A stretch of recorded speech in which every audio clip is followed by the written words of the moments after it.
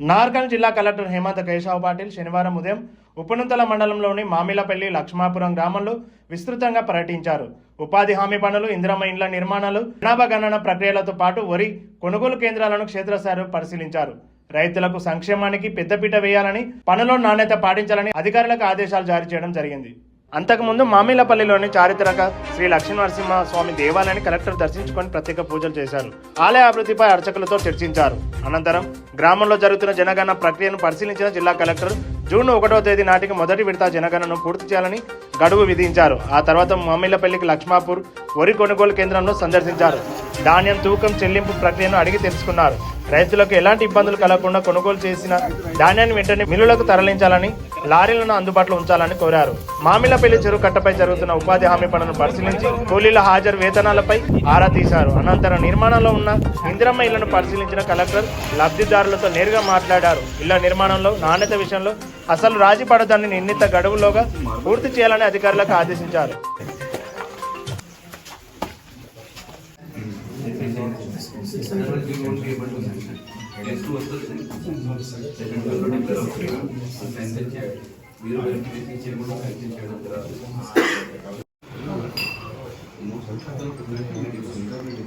Department temple పేరు ఉండాలి, మా పేరు ఉండాలంటే ఇంటర్నల్ ఆర్డర్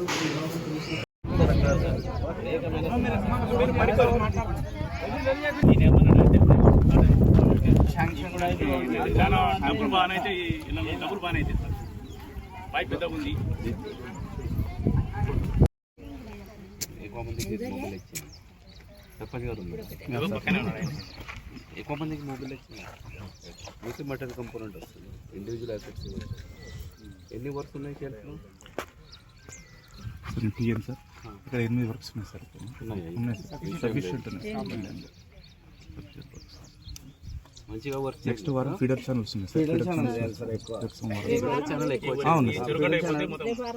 ఊరు మీద కుడుతుంది సార్ ఫీడర్ ఛానల్. ఏ టైంకి వస్తే ఈ టైంకి వస్తే ఎట్లా? 6 గంటలకు రావాలి.